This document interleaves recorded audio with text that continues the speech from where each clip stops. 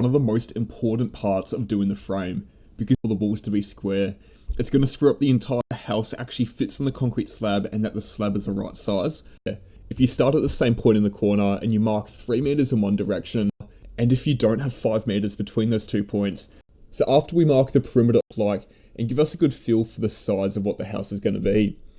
And the reason we use oxide is that it's actually going to stain, and even if it rains, it's not going to wash off our lines, and they're still going to be there for when we be doing is grabbing some timber and cutting in all our wall plates. For every single wall, we need to cut in a tile.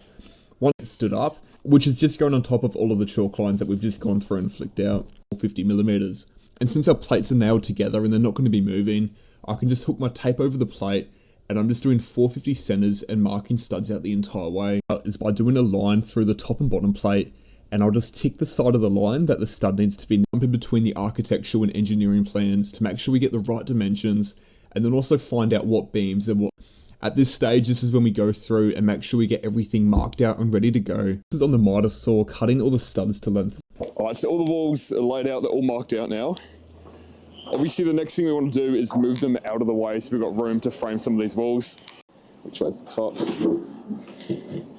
So what I typically do is just letter them, and I'm going to write the same letter on the ground facing the same way. If I pick the wall up and we soldered the A like that, we know it's the wrong way, so it's just a bit of a fail-safe mechanism knowing we can spring the wall around and get everything right.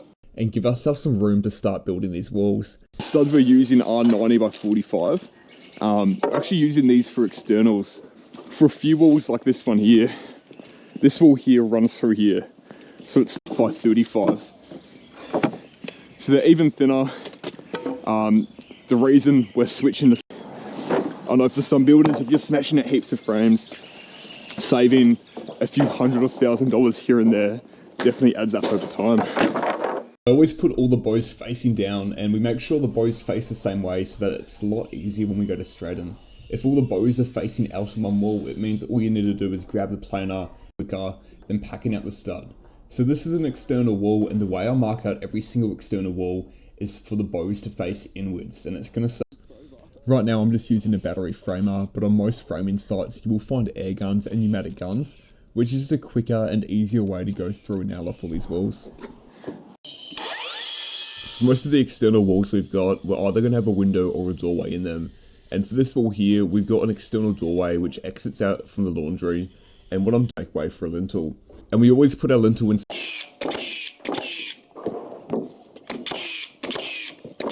We'll be framing down, which will be the header, and then we're also going to be building the windows. Once the walls are built, we're going to go through and start doing the metal strapping. Firstly, we can see at the bottom of this wall, we've got hoop-on straps which we're wrapping underneath the bottom plate, and we're going to be shooting them onto the bottom. And on top of doing these straps, we're also going to be doing big cross braces, and we're going to put them on loose at the moment, but once we go through and plumb up the wall, we're going to shoot these crosses off, and they're going to stop that wall.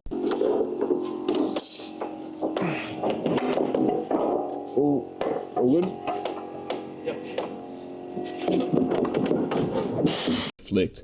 We're going back and forth now to make sure that the length is completely right, and once I'm happy with it, I'm just going to go through some concrete nails, and we're going to use this to connect that bottom plate to the concrete slab.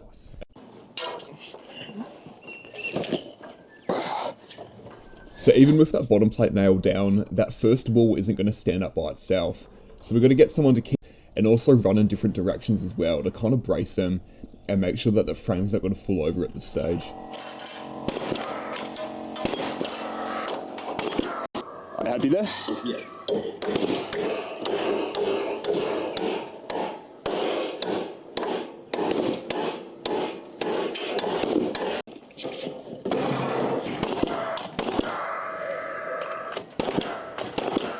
So the wall that I'm standing up right now does have 2 doorways, and the reason that we're putting any beams or lintels in there, and all we have to do is frame the opening for that door to fit in.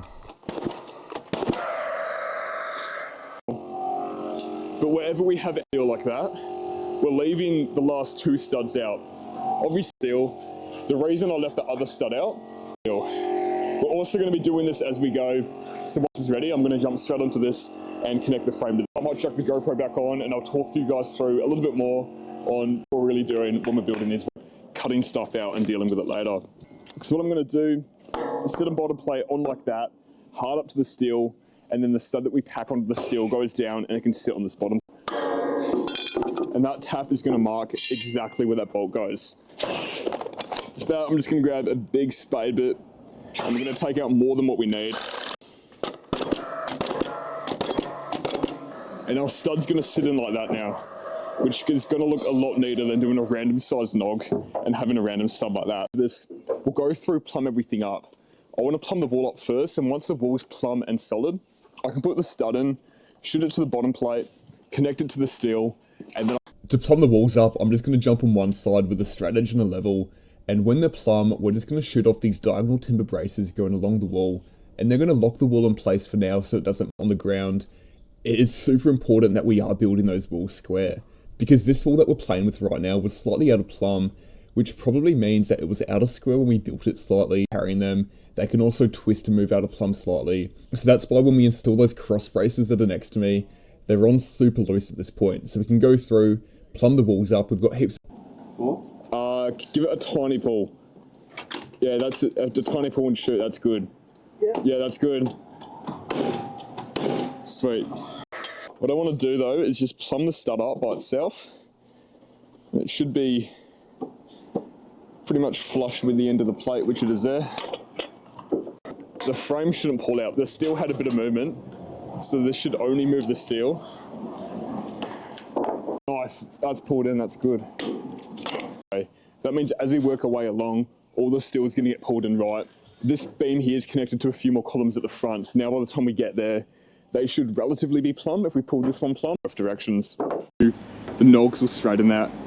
But for this way, we want to make sure they're pretty straight, especially for the junctions. Any studs going in a corner like this, straighten them. And also next to a window, it's a lot easier.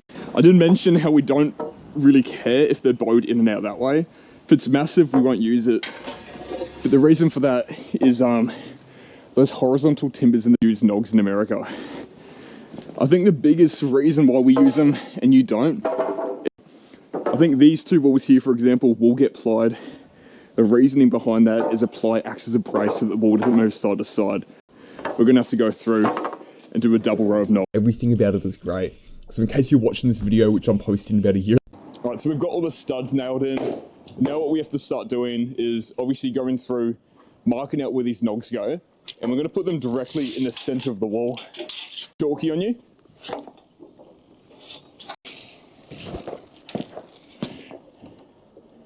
The timber, and this way it's more of a solid fix, and strength purposes it's doing exactly the same as if they're in a straight line. Any better. So we'll do those nogs. Something else we're going to be doing is framing up for the door heights. So our internal doors and the door jamb at the top. So we'll go 2-4, and that's just a pretty standard measurement that we do for any doorways. If it's a 204 door, all these doors are going to be the same.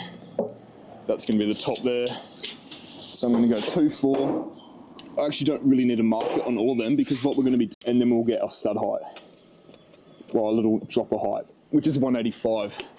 What I'd typically do if we had a few blokes here when we're doing the pre-cut is I'd get someone pre-cutting all the nogs, pre-cutting the droppers, pre-cutting the 780s that go across to the doorway. Obviously this job's been a bit unique because for most of it, it's just been 2 people so far. We do, and I keep saying this, but we do have more people coming.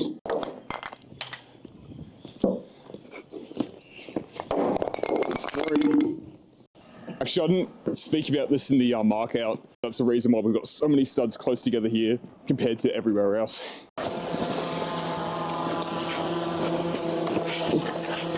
All good?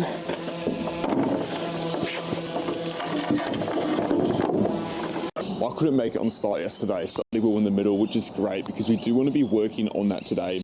Before we get stuck into that party wall, we just got to frame a few more walls up, and we're building some of those bigger walls on the drop down section of the house. We need to make these walls around 3.5 to 3.6 that we're building, and there's not going to be any step down at all up to 3.5 meters tall. Sometimes you may need to use F17 or double 90x45 studs, depending on how much weight's going to be sitting on them. But for this frame, the engineer signed off on the... With all those walls built, I'm going to jump in and start doing the pitching plates. And this is pretty much just a secondary top plate that sits on top of all the walls. This pitching plate does two things. First, and I can use it to secure the walls. The other thing it does though is it strengthens the top plate so we can actually land any posies or any trusses in between the studs. If we didn't have this pitching plate, and with that pitching plate in place, I can go through and put these spikies over it. And these do the exact same thing as those straps that were pre-installed in on the walls earlier. And it helps hold those studs and hold it together. And the first thing we're going to be doing is just going through, pre-installing these tracks the entire way through. And then once they're down, it's just a matter of getting the handle sheets, sliding them in and screwing them off. Top section up here, we'll start from that corner, work our way forward. I think it's going to be best to start a full sheet from the step up, because the last thing I want to be doing is a little awkward sheet. So we might get rid of all the braces, everything that's going to be in the way for this section here. We'll go through, start installing that track at the bottom, and then we'll start from the back here and work our way forward. And whenever you've got that going on. So I just want to make sure this first one's plumb. Go there.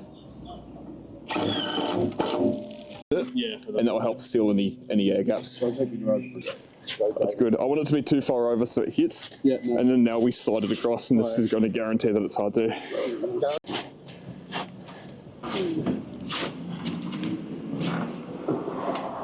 Yeah, go. I was going to check it every now and then, Dave, though. Yeah, like every fifth sheet. I'll put it at a level.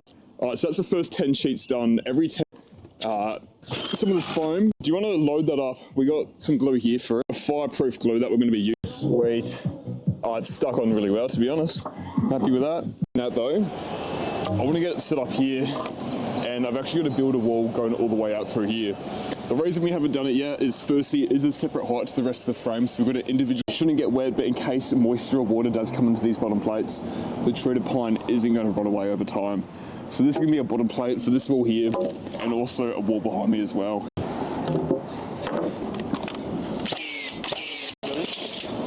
Go down a bit. Oh no, it's windy. Down a little bit more. Yep.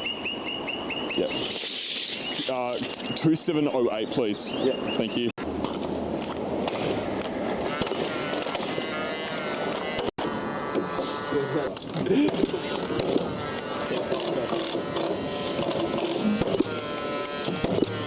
So what we're going to have to do today is almost build every single wall individually. We'll stand the externals up, but we're going to have to prefab most of these walls. We're going to build one wall at a time, shoot them together, stack them to the side, and chuck another walls in.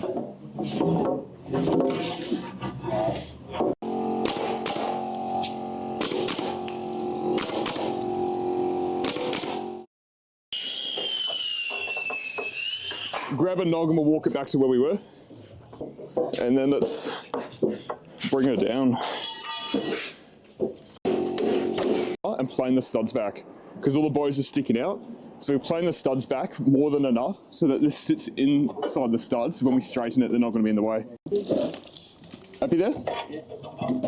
Sweet. Do you mind planing those back, please? So don't worry about those end studs. Yeah. No. There's not going to be bow at that point there. So.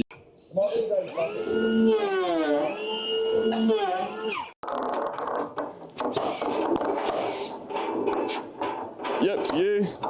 To you. Yep.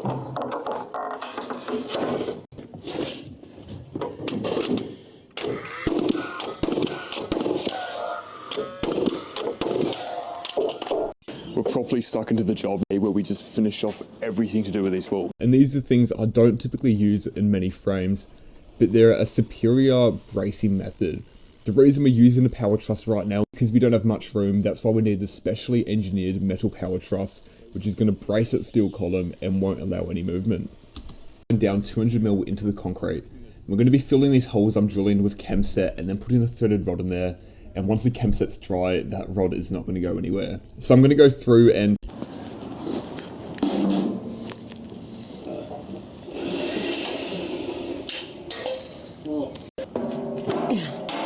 can you lean it back so it doesn't hit the top right? Thanks.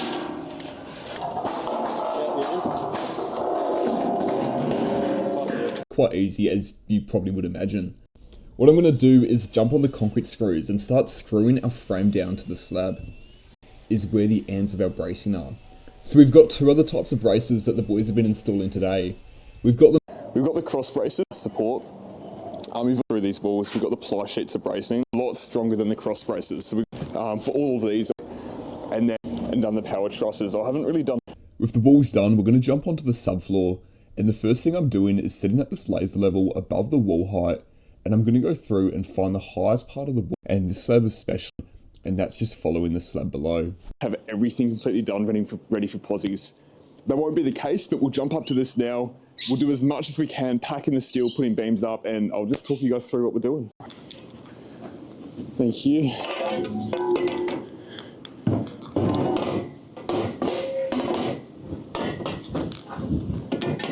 Two, just double check the plan. It should be the same as that unit. Yeah. But I cut these two beams. I'm going to quickly go through and just... Now it is pretty obvious that they do go on that upstairs finishes. Architectural plans. We switch over to the upstairs, which is here. So the beam that we're putting in right now is going to be to support this wall here. The easiest way for us to get this is to go off that little kick out where the room extends out. And we can't really change where that is anyway, because that steel is supporting the wall above it. So all we have to do is what we want. Bed 4 is 3850. That measurement is to the inside of this wall here and to the outside of that wall. So our walls are going to be 100 mil to allow for rooms for battens and our hay ball sheets. We'll jump. Oh, I'm so scared putting that camera right there. Oh. Yeah. We might almost get 2 people throwing posies in. Beams are pretty much done. There's stuff to do at the front, and there's a stair void area to work out. And yeah, as you can see, we got not a lot done today. So that was a complete rush. Steel going across there, that's 90 mil wide. That's what we're going off before. So if I hook over that as well, and if we go across 90 mil, we've got 4130 to the inside of that wall. We're in 4130, wasn't it? I'm going to double check those measurements because we are... Yes. We're off by 20 mil. I did it next door and it was perfect. I hope I screwed up there. Steel right now. We can't alter this. This steel tag has been measured off that steel beam over there. I have these beams hard to the steel tag. I want that fixing to be solid. So we can always do a whaler on the inside anyway. That does mean though that this beam's going to slightly be sticking out in this space here. Through here are just trusses, so it's not going to be in the way. What we're going to do is I need to transfer this measurement to our party wall as well. So to the inside of the tag, we've got 4155. So I jump over here. 155 hooking over. Oh, this wind is getting crazy. Which is 3910. And this is probably a good gauge here. We can really slide that across with the other double beam perfectly with that beam there. If I do measure this, it's about 20 mil. We had about 25 mil on that side. 5 mil is okay. We have a few options. As I said, the first option is we can rip down a bit of timber and it can be a packer between that steel cleat and the beam. Beams are just going to sit over a little bit. I'd rather the beam have a really good connection with that steel because these beams are going to be holding up upstairs and all the roof up above there too. So I think we just have to So we've got that sorted. We know where it's going to sit. The next thing we have to do is obviously we've got these flick lines through here. This unit we're going up 16 mil, weren't we? Yeah. With this too. This line to be 16 mil. That's me there. And then if I sight through, I've got 7 mil sticking up on the wall plate. So that means right here, I'm going to pack. And for this side over here, I think we filmed it. That mark there was our 16 mil line mark. And he's measured up 16 mil to this mark here. So when I put the beam on this side, I'm not just sitting it down on the steel. I want to make sure it's level. So we'll go. Yeah, look, I was going to jump in and start chucking some beams up. What we'll do is we'll continue this episode first thing tomorrow. You'll see us back up here and we'll get set up properly, smashing these units out. Still, we're getting some progress there. Obviously not enough for a day's worth of work though. We got rained off yesterday. We were in the car for most of the day while it was raining. We didn't want to get our tools wet. I cut the locks, drove in, and our entire scaffold's gone. Which means we're not going to be able to work in any of this area at the back today, which is a bit of a hiccup. We're just going to have to... Oh, good.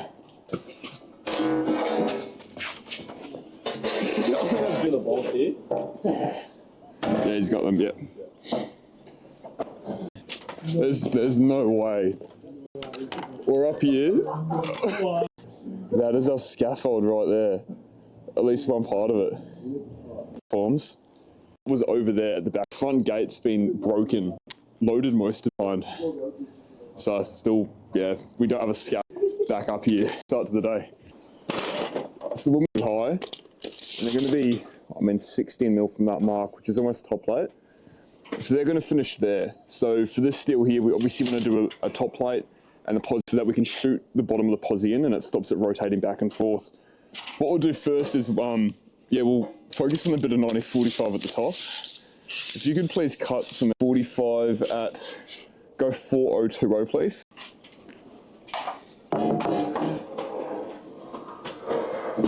So do you have a marker on you? We'll just go through. It's going to be too awkward to try and get the drill in there and drill up holes. Yeah. So we'll just mark every single hole. We'll do a circle around them. I don't have a marker. Do you have to? Do you want to get your ladder in the middle? I'll pass you this one in a sec.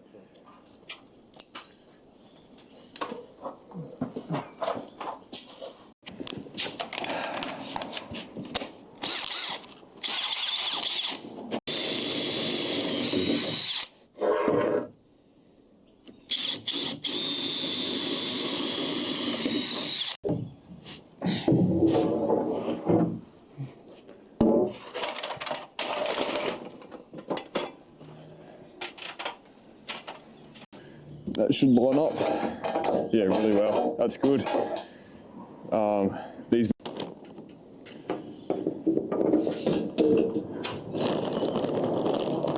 Sweet.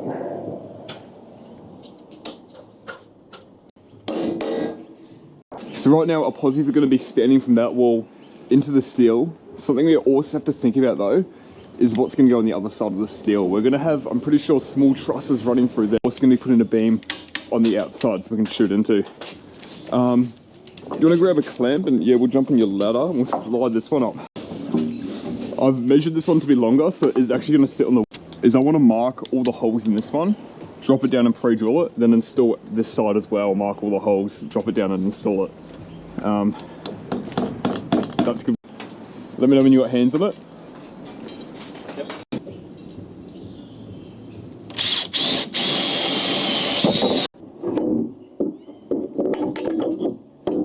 Sweet, I'm in. Chuck the 2 bolts in it for now, and then when we go to bolt it completely off, we'll get the impact wrench. All the holes look like they should be. Yeah. Right, so the bad luck just keeps getting worse. We've gone through, we've packed the steel at the front of the garage now. We're actually missing 2 load studs, but we've got another double beam that goes across there. But last night as well. I say last night, it was 5:30 this morning, so it happened. Yeah, now, yeah, we obviously can't go through, complete all the beam, and we're going to start throwing at the posi. So what I want to do is 12, 16. So that is going to be the front of the house upstairs. And we're going to have a beam and a beam there. We can firstly see this whole section through here until we get to that point. If we went 450 centers the entire way through, we'll eventually get to the end posi at 2.7. Our flooring sheets are 3.6, sorry. Our posi will get to 3, and it minimizes more time going through cutting flooring sheets. It also saves us a bit of money, because if the flooring sheet didn't reach that posi, we'd have to bring it back to the last posi. We're going to be losing. I'll count 11 posies actually, that's what we have. So we'll count 11 posies, and from here we're going to go 450 centers. 1350. 1800. Which is good because my mark on my side's up here, which means that, yeah, we are level. So you just need to run it to where that tag is because that's where this up. Yeah. Say when? When?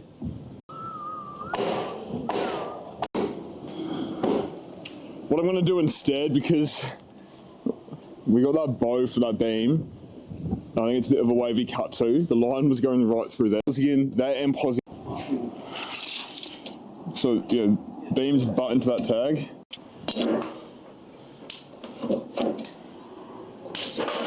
So yeah, I've put that nail on there, just to make sure we get continuous measurements the whole way through.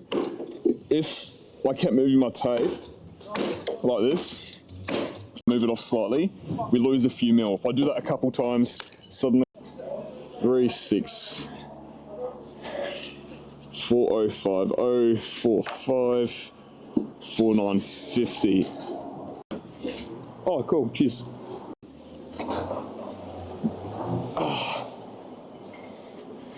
Nice. So this plate here, we had to bolt that down. It's gonna be a bit of a nightmare. So we got 20 mil, I think. So we're gonna just go through, probably not plane it down, we'll probably run a saw in there, take out that corner, flooring can flow through, and then we'll just have to cut the studs down for this wall. We're gonna work with what we got.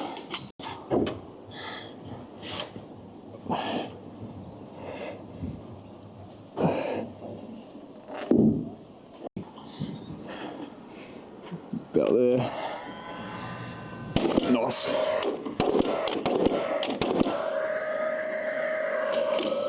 It looks like we're already going to have a bit of a nightmare with these posies. So we're working to the millimetre. We want our subfloor to be pretty good. Oh yeah, nah. These kicks and waves in them. I measured here, I've got exactly 305 hooking over, and I just came across here on about 301. So they are a little bit up and down. How you doing? Sweet.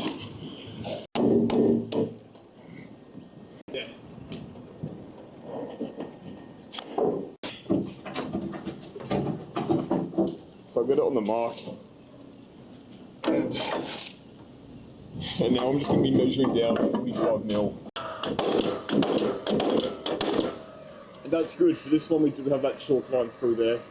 I don't know if you can see, but we can confirm that that's perfect where it needs to be. Done and done the other unit. They're going to continue throwing posies up towards the back of the house, and what I'm going to do is get the coil gun out and start shooting on the joist hangers. The nails. I'm using coil nails. I'm going to be shooting this on with a coil gun. Something I've spoken about a lot is a coil gun opposed to a PPN gun. So using a coil gun, I could take my time and try line them up in the holes like that, but that's actually non-compliant. That's not a pass. The reason I can't aim for the nail holes, even though it does pretty much cover up the nail hole, the reason we can't aim for the holes is the nails in this gun is a fraction new holes through the steel and add a few extra nails than what it needs. For these ones, I normally do 6 to 8 normally if I was going to hand nail them. So I'm doing 1, 2, 3. I personally prefer using the PPN gun. It's a lot neater, but it does cost a lot more. And on this job right now, I'm just contracting to do it. Inspectors are happy with it. Then it's not really an issue. And we start seeing a lot more PPNs on site.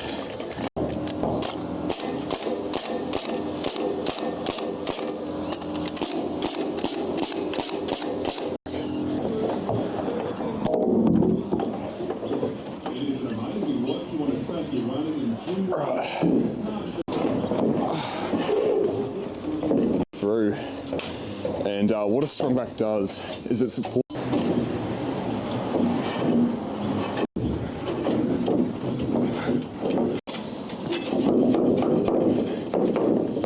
There we go, sweet.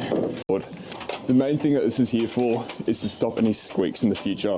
Large run of a posi, and once our flooring's on, if one of the posies start to sag over time, you've got your sheet flooring across it, you've got the glues and the nails, and if one posi sags down and the other one's a bit higher, it's hard to.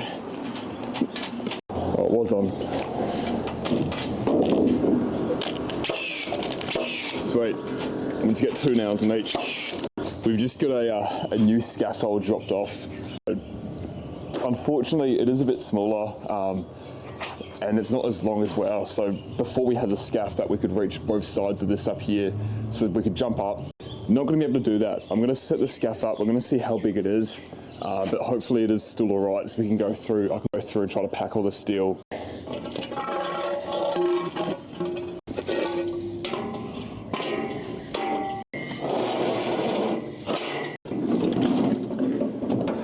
Actually, no, it's the same height. That's good. So we're good for height. It's obviously just going to be... And...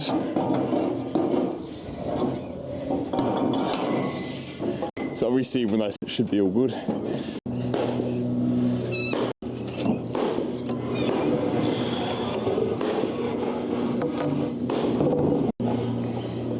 Might just slide this one.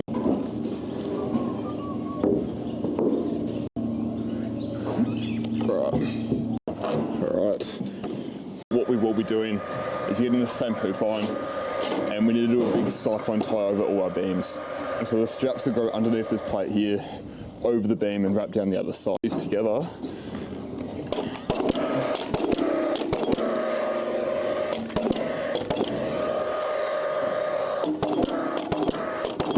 plan is I'll lift this up. Actually, it shouldn't be too bad if I get my shoulder under it. And I can see that mark right there. I screw the bottom. That's fine, that's all I had to do. Might just struggle to get that out. So I screwed the bottom. Hanging down that 3mm, I can see the mark there. So and bolt this beam off.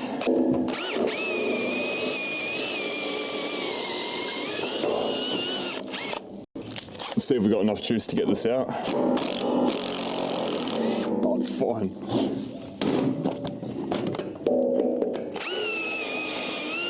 Use a shifter for these ones. I've got the impact wrench out, but it's down the bottom. And it's going to be a lot quicker to quickly do it with the shifter and climb all the way down, get it, and climb all the way back up.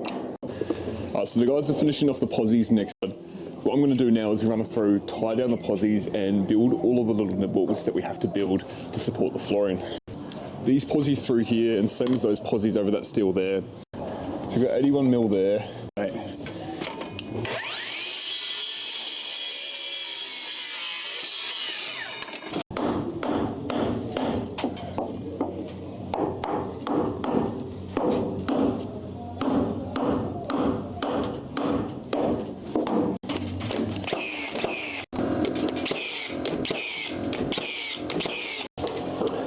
So right now, and then to also support the flooring, I'm going to have to build a small wall coming across here. Before I build that wall though, I'm going to jump up every single beam we have up. I'm going to do it now because if we build that wall first and I get some timbers laminated to the beams, they're going to get in the way and they're going to make it twice as... Honestly, I can't even remember the last time I would have done this. I think the best way I'm going to do this is just cut the strap. Hopefully that's long enough. We're going to have to wrap it over the beam and come back down, up underneath this here for the roof and up across that beam. So my concern is if I have the strap like that and I got that bend right through there, that's going to be in the... So to do this, I'm just going to start shooting this on. Actually, I'm going to start here.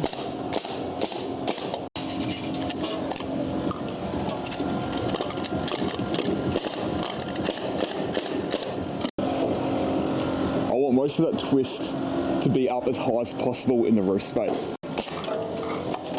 And what we're doing is we're actually dropping the ceiling down with some battens. So we've got roughly 30mm, which is to the bottom of this timber here, where we've got a small cavity. So I'm going to make sure that hoop line bends. I can shoot that off and we can plaster the face of this here and they can drop that drop those battens down and the hoop line isn't sticking out in the way.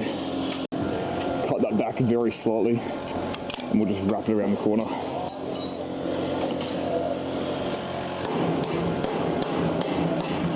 If you're looking at this and you're thinking, what would I do if the plaster is going to be direct fixed up on the inside of the beam though, so that it's got a bit of meat that the strap's holding down rather than the strap being nailed down to the face of the beam.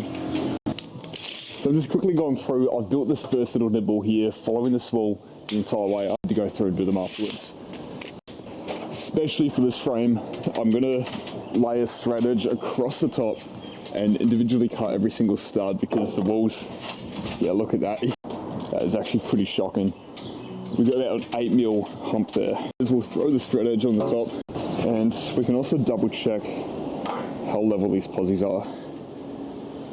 And I don't know how well you can see that, but it doesn't. So first thing, I might just cut a stud on either side. So I'm going to use a 90-45 top plate. So I'm just going to measure to the underside of the posi. We've got about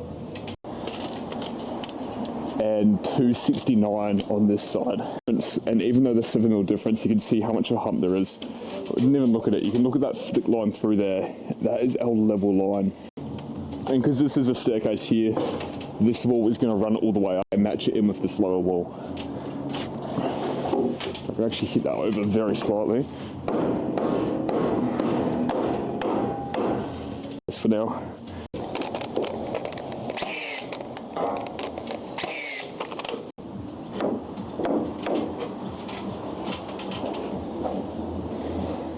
Look at that. That is perfectly flush through there. So I'm just going to go through now, individually measure every single stud, and we'll fill this wall in. And then I can move on to the next part, do my little, we'll make our way to the front and start packing other beams up at the front. So we've got our floor in here. I think we've only really got we've got a yellow tongue flooring, and that's going to be for most of the house. And then we've got wet area flooring over there, and that's going to be for where the bathrooms are. You can see we've got one set down there for one shower and one bathroom. We've got to start with though, we'll get set up with our yellow tongue, and we're going to do a run with the yellow tongue. We'll mark 900mm just for a datum line. Might do another mark here.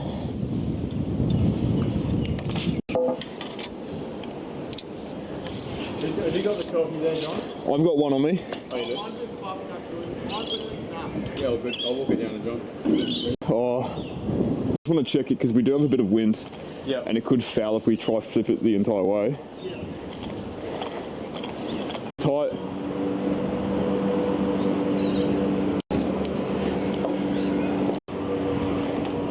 You got that tight?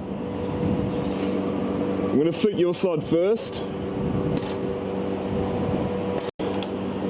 That's this whole strip of flooring is going to be completely straight. Reel it in. Cut that off a bit. This is for the heads that loving the mix.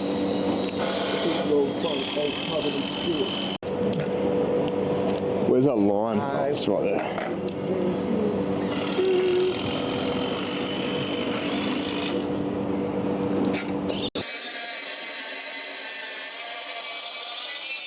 Rob, do you want some earmuffs? Nah, it's right. That's always a bit full. I was We've been cutting with it. composite deck. I like when I know what you must go home and go deaf. You can't hear my family. Can't hear your family. Oh, I went a bit too far. Maybe like Thanks, bro. Let's turn this on. Oh no, she's almost dead. good enough. So what I'm going to do from here, I'm going to tack one nail in this corner and check the other side. Completely, just in case when we do the next sheet, if these two aren't completely straight, we can always dash them across. Yeah, we'll go to the next one now. Yeah, but no screws or anything, yeah? We are going to screw them off.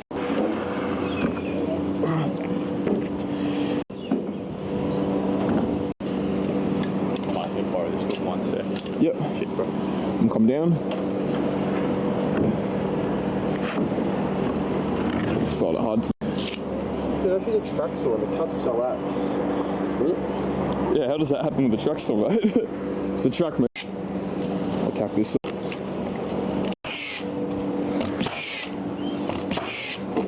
Alright, these bathrooms have to go. Yeah. So this one finishes around here on this truss. Through to this posi, and we're gonna have to get a bit of 90-45 and screw it to the side of this posi here to pick up the floor coming down this way. 3/7 coming back in. 3/7 hooking over makes it 3/790. That's our bathroom in here. So when we do our second run of yellow tongue is going to stop on that truss and then get checked out to go halfway through that wall through there. We'll get that first run done the entire way. Yeah. Sweet. Alright, so that's that first run done. Woo. It's going to be the thumbnail for the YouTube video. Let me get down low for that. Cool. Alright, so we'll start the second run. What we worked out before is that our yellow tongue is going to finish on this posi here. And once it gets to this point, I'll have to glue all the way down here. Do you have that first sheet cut? Yeah. Cool. Let me just glue her up. Alright. Just do that. I'll go this side. So since the full protection's happy there, hook her on and pull her in. Nice. We get it, mate, we get it hard too, just without even the sledge. Nice. Alright, it's gone on really well. So you can go 3165. That will help out really well. Completely nail off this first row of sheet. It should work out pretty well. But if I'll bring it back out. not good? Nah, it's got the strap thing. Yeah, I can't get it in. Set up. The straps on it. Is that clear? I'm going to slide this over. Correct. And that pulls... Oh, Don't shoot it until it's all in. We're looking pretty straight. I'm going to give it one more tap. We'll go there. That's pretty good. So you can shoot that off. And I'm just going to quickly set up a bench. We'll probably just going to set up a bench against this wall here. I think in here. Does mean though, when we're framing walls, we're going to have to pass up all the studs. It's going to take. We don't really have any other choice. 10 studs. We always get the tape out to set up. It is a bit too high. I think Oscar's just going to make a quick little. There's almost a full day worth of cutting studs here. So we might even try to get a couple people on them and just get them done as soon as possible. Flick a line straight through, and we know that line's going to be straight, and we'll just square off that and follow the upstairs walls. Alright, so the boys have started to cut in plates and especially focus on building that party wall to start with. Our goal now is to build the party wall, pass up all the hebel, and then get that hebel wall built straight away. The plan is I'm going to cut the threaded rods down so they're less than 45mm. We're going to do solid blocks between all of the bolts, and then I'm going to build a wall on top of it. I think we're going to jump back to doing the flooring, try to get all the flooring done on both units, and then we can complete that stage of a job, and then jump back onto the wall framing. And we want to utilise that to try to get all the hebel sheets up and build that hebel wall. So we have just finished off the party wall, and you can probably tell it is also a new day today, and it is a day that we want to build this hebel wall. It's also going to be the hottest day we've had of the year, and it's not going to be fun passing up the hebel sheets and getting the wall built. Before we pass up the hebel panels, I do want to go through and secure this wall off and get it plumb on the top of it, making sure it is dead straight. I want to get a fair few. With all the temp braces done, I also want to lock this wall off completely by going through, doing all the cross braces, and as the hebel wall goes up, the hebel panels are actually going to stick up past the top of this wall, meaning that we can't access the back of the wall to nail off all of these straps. While he's doing that, I'm going to jump downstairs and sit in between our hebel panels on the vertical joints. So I'm going to go through, sit on top of all the panels we've already installed. We're finally ready for the part that I've been dreading the most, passing up the hebel panels. At this point, it's the middle of the day, the sun is out in full force, but to be honest, it wasn't as bad over you and getting stick to your arms. We actually ended up passing up all of these hebel panels, and since we're working so close to the beach, we've ran down at Smoko, jumped in, washed off, and came. Now building the hebel wall is exactly the same as what we did downstairs. For the back section, we're just going to lift the hebel panels up and slide them down until they sit in the lower panels, making sure there's no gaps at all, keeping the building soundproof and then also fireproof. Degree day today. It's already 30 and we're done for the day. We just came in and just cut in a few plates. When we come in Monday, we're ready to go. Plates marking out all the walls. We can start getting the walls up here. Installing the trusses upstairs today. Forward, quite an easy roof to do. It's going to be a flat roof and we've just got skillion trusses running the whole way across. In terms of marking out, it looks pretty straightforward. I'm going to start from the back here. We're going to do our first truss 5mm in from the wall frame, just to make sure we got enough room to build a parapet wall there. So we've got 7 HW1Bs, so 7 trusses for the small wall here. So the first truss is always going to be in the inside of the wall.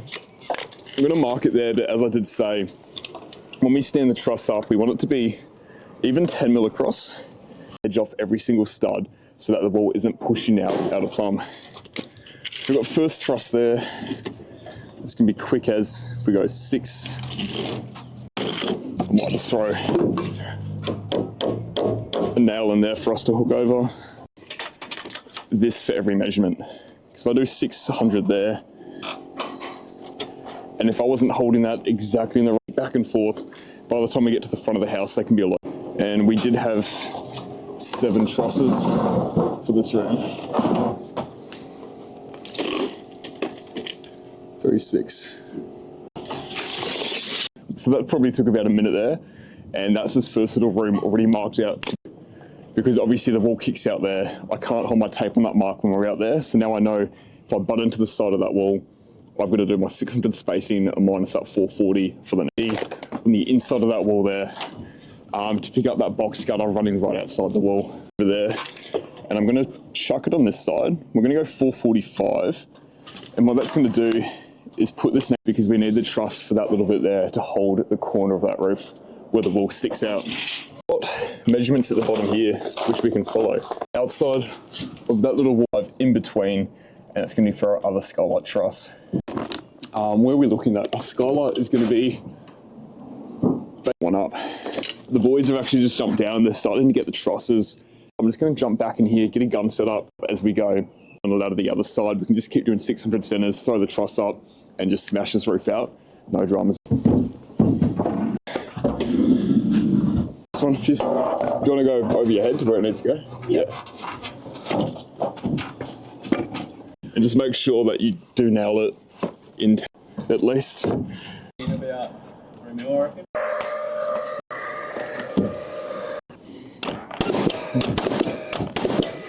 Be pushing the wall out very slightly. So I'm going to shoot it off.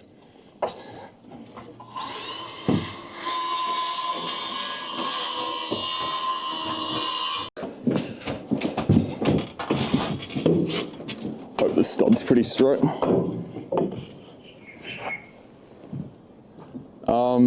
I'm happy with that. Shoot that off. Just going to confirm this side. It should be spot on though. Yeah, it's so nice. And once everything's up, I'm going to go through and frame out the skylights. So we'll get these up, then almost all of the units done up there, and then I'll get the GoPro back on and I'll talk you through what we're doing to frame out.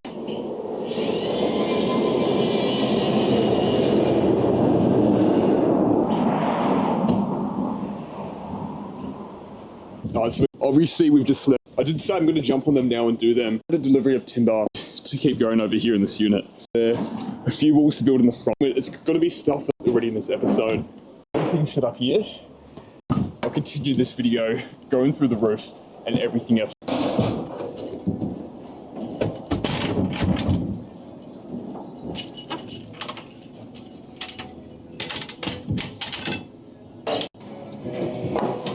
A to Z. I've had a lot of fun putting this together. That's exactly the same thing in this unit. I'm just going to jump on and start doing these now. Back of that wall, we're coming across 175. Then we have the 35mm gap for the actual truss, and then so we're going to go 175 of the truss there, inside of the truss. Let's square that up. So this is definitely the easiest part of doing a skylight, and it'll be the lock-up stage where we actually come through and frame this out perfectly for that skylight opening. The trusses should be a bit bigger. And so we're on. And I'm not going to shoot the tops yet. I want to get a level. Just got to make sure I get these the right way around, because this PGT1, this truss here, is going to be a fair bit smaller, as you can see, because this truss here is going to get pretty good. And we'll go 730 here.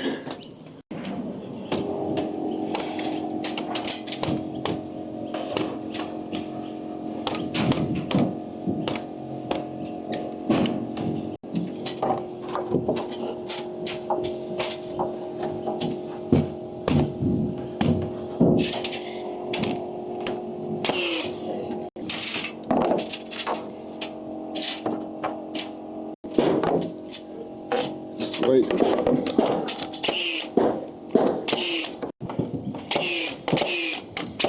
I think the skylight's actually that 11.65 wide. So we'll sort that out later. Now though, we'll just put the last few trusses in and fill in this gap. Just going to pull this up.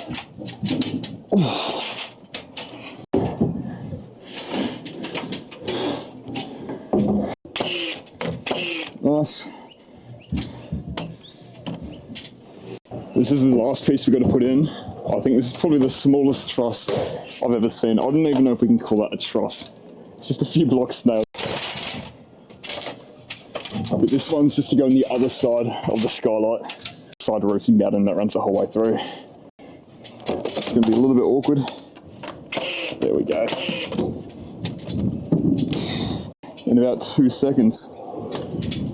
We've got another skylight at the front, or not at the front, about halfway through. I'm going to frame that one up too. And as we can see for now, in the lock-up stage, we're going to come through, we're going to frame that skylight up. And when we do that, that's when we're going to really check these walls here and make sure that skylight's centered with this little passage right here.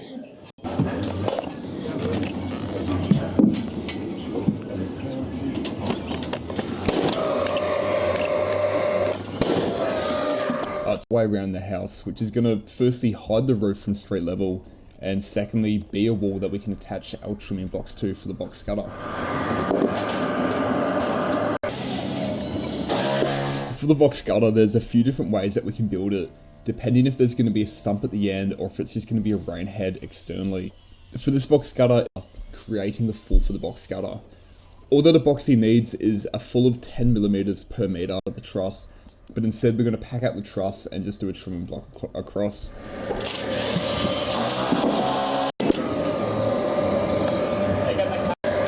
Hey Oscar, Yo. what are the lengths of the valley board?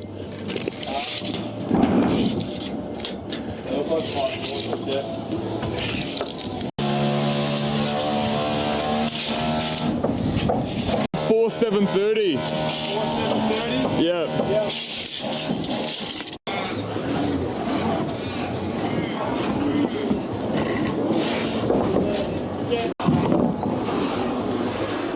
Walk across them. What we have to do is get these lengths of valley board. These are going to sit on the trimming blocks for the box gutter to sit on. Coming into the box gutter, it's going to be strong enough to hold that weight as well.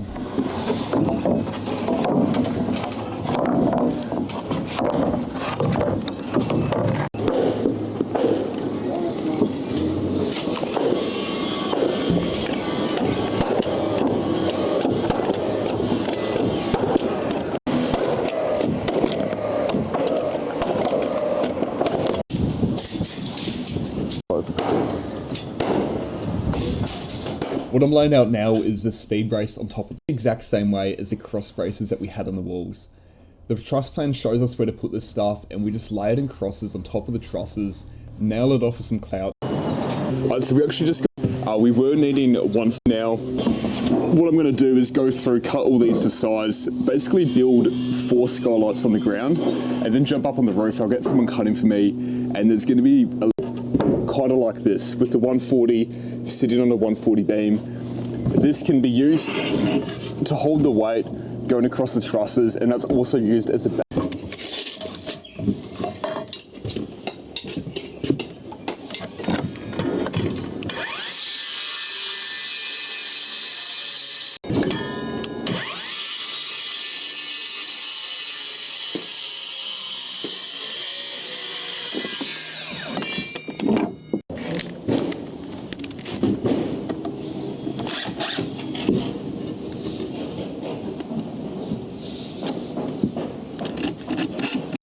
Alright, so I've got the 4 skylights framed up.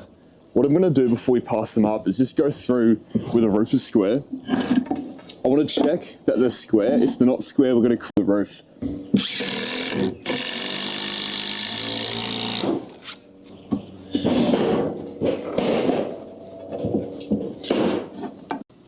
Before I pull these skylights up, I've cut some 90-35 and we're going to screw them to the bottom like that. So that once the skylight's done, it's going to be looking like that for this to sit on the truss, and we can also screw through this 90-35 into the truss. Typically, I normally use 140-35 as well, so we've got that extra width. I've already gone through, centered where the skylights are going to go, and put extra timbers in there, which is going to help hold. Alright, sweet. So now this is the easy part. We've got the skylights framed up, we're up on the roof. What I've done when I was downstairs, measure across the skylight. The inside is 572, so half of that will be 286. Gonna mark that opening, which is right there. So I've lined that one up. We're gonna do exactly the same on this side. And I didn't film it, but that side here is a center of this hallway through here. This is the most important one. You're gonna be walking through the hallway, and once the skylight's framed up, you're gonna see the gap of plaster on either side of the. It's my 286 there. Square that, we'll go a bit further down than that. So if we are parallel up here, we should be pretty good downstairs. So I'm just gonna slightly twist that and adjust it. 181, 181, there we go. Everything's centered.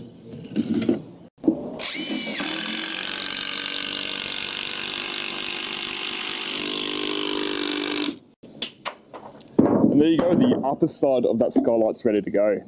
by the time the roofers come through and put the battens on, they're 35mm. The roof sheets will sit directly on that stage. Alright, so we're all done with the upper roof trusses. Everything's tied off now. I didn't film absolutely everything, including the tie downs and all the speed brace, but we covered the majority of it. Stairs is I'm going to jump down and start installing the windows. In Australia, it's part of the frame order, and the frame's not done, and the next trades can't come in until we've installed the windows. And just go around and pack and plumb up all the windows.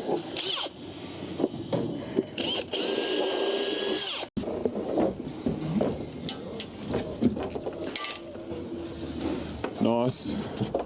Beautiful, that fits well. Since it is square set reveals. So sweet, that's solid. It's obviously not plumbing the sides yet. We're just going to leave it for now. We're going to go through every single window in, and then at the end we'll come through with our levels. Good there.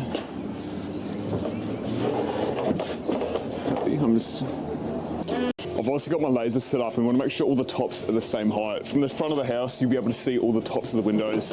We want to make sure they run through at the same line. Honestly, the reason we're packing these seals probably comes down to the sizes that these studs are cut at. When framing and guys are running around cutting studs quickly, there's a very good chance that one stud could be cut. It's going to be tiled, and the last thing you want is tiles to be ripped out of level on an angle, because that's one thing you'll definitely notice. Wait. I'm running up. You alright? Good work, boys. Let go. Yeah. Slide it in, and we'll send us. Alright, so we've got the upper windows in. The boys are going through now, plumbing them off, and installing the lower windows. I'm going to change my focus to the front here. We're actually going to have to pull down. So. We go yours, yeah. Yours up. Yep.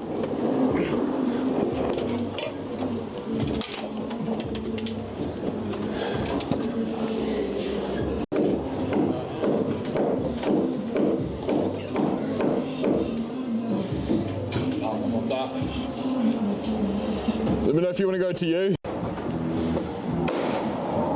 We've pretty much done everything in terms of building these two houses. This is the entire build from start to finish, and obviously depending on what type of house you build, the process is going to be quite different. In this job and then doing this edit at the end, and I'd love to do more videos like this in the future. Thanks again for watching, and if you want to have a proper look through at the complete finished job, I've got this video here where we did a